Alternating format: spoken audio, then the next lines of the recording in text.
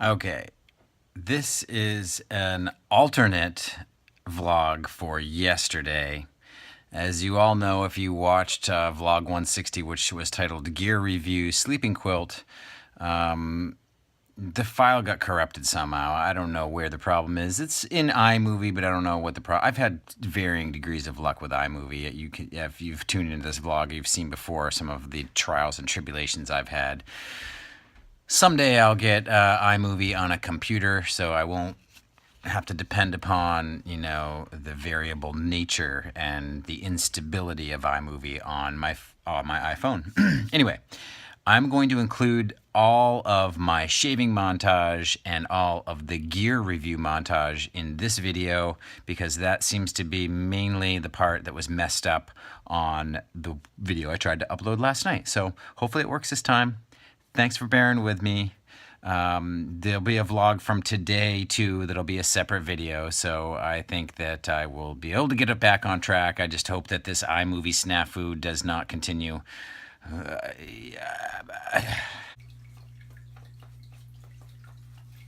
I'm very excited to have over 200 new subscribers, but the number of views of my vlog has remained fairly constant, so I'm not even sure exactly how to define success on YouTube, My feeling is that it's mainly views, The number of views you get is sort of a measure of success. I think another measure is how engaged are those who are viewing. So how many comments do I get? To be honest with you, that's what makes it most fun for me, is getting comments from you all. And that tells me, you know what? I've really connected with you because you're taking not only the time to watch, which is quite a commitment in some cases when it's a 15-minute vlog, but you're taking the time to respond, to think about it, and to give me feedback. If I were monetized, I think success could also be measured in dollars. Once you monetize and ads go on your video, every 1,000 views you get will earn $1. My typical vlog gets somewhere around 100 views. So that means that each vlog I make, upload, and people watch would earn me 10 cents. Which means at the end of the year, of 365 days of that, I would have made roughly $36.50. Right now, I'm measuring success in how engaging I am with you. So please continue to comment because it really makes a big difference to me. I really enjoy hearing what people think.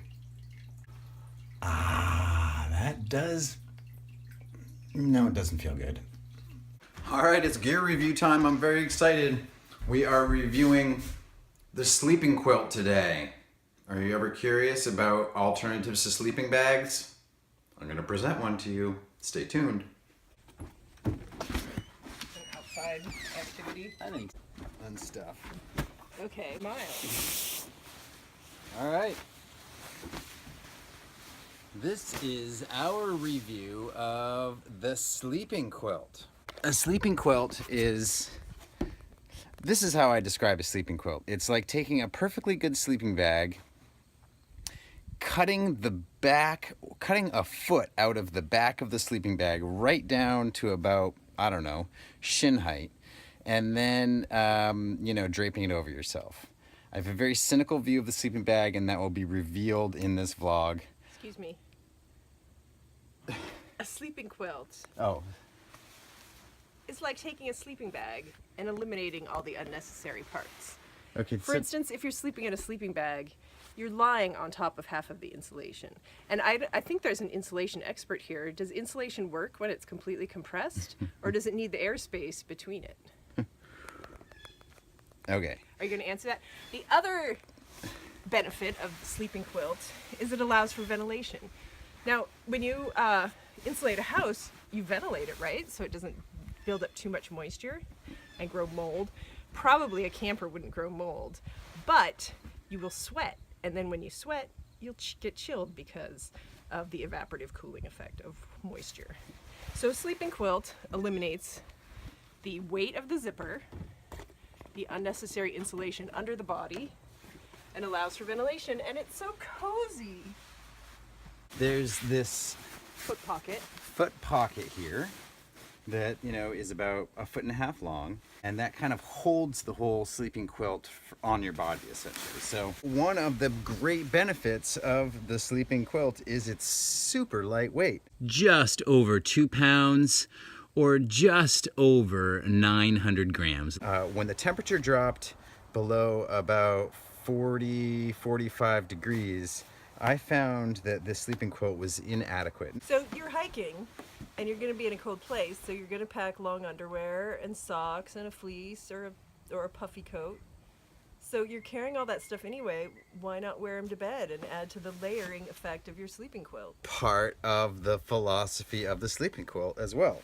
Everything when you go backpacking should serve more than one purpose. And it did. And you will see if you go back to some of my Colorado Trail vlogs that in order for me to stay warm, I had to wear all 3 pairs of my socks that I was carrying, so why not put them on?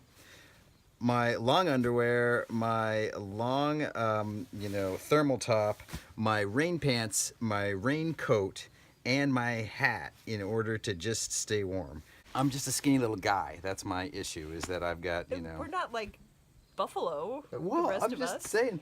Andrea made these sleeping quilts, so I have to be very careful about, how critical I am. So when you're cold, this is how you do it when you're cold. You put your feet in the pocket, and you tuck your draft stopper underneath of you all the way around, and then you pull it up over your head, and you just leave yourself a little breathing hole so you don't build up moisture on the inside. And then you can curl up in a little ball, but you make sure to bring the foot pocket with you, otherwise it will get cold down there when you stretch out again. And you sleep all cozy. When you're lightweight backpacking, you've got to cut away some of the weight. From my perspective, it's inadequate for very cold temperatures for somebody that doesn't have, like I said, a lot of insulation or poor circulation, and maybe I've got both of those issues. For the other 4 members of my family, they were very happy with the sleeping quilt. So I think overall, as a family, we probably give the sleeping quilt a thumbs up. Now, you bought a pattern, right? These sleeping quilts are made from a kit. You can buy all kinds of kits and patterns and books for the Ray Way. The Ray Way. And this is called the Alpine. This has right? 2 layers of alpine insulation, what he calls alpine insulation. And it's a single person. You can make doubles, and I thought about that, making 2 doubles and a single. But I decided we would be spending so much time together that a little bit of space. That's probably a good idea. But I agree. Ray Jardine uses this exact model, but the double, with his wife. And they used it on a skiing trip across Antarctica. And you gotta know that guy has less fat on his body than you, because he does nothing but like hike and kayak and trek. He must have had like 10 other layers to put on in order to make this particular bag work in Antarctica. Don't take this sleeping quilt to Antarctica. If you do, you're crazy. How much did the kits cost? Maybe about $120. $120. So a lightweight down sleeping bag is going to cost you upwards of $300. So And how long? times 5. How long did it take you to make, say, one bag? Or would you plan if somebody had skills with, a sewing machine? Yeah, it's not difficult. It's just kind of fussy. Fussy. And you need a pretty heavy-duty sewing machine, maybe about 20 hours. And to be clear, there are certainly, you don't have to make them yourself. You can go out and buy them. Well, the other advantage, this is synthetic fill, and if down gets wet, it doesn't have any insulated Yeah, value. remember Dr. X? Plus all those poor geese. All those poor geese. They don't kill them for the goose down, do they? What do you think they do? Pluck them Oh, alive? I suppose they would. Well, they don't kill them for the goose down. They probably kill them for meat, and then you get the goose down, right? I doubt it. Oh, all right. Well, how can vegans like use down bags They now? don't. They don't? Wow, that's just crazy. I guess the other part of the system is a good sleeping mat. You need a sleeping mat that's going to provide some thermal resistance against the ground.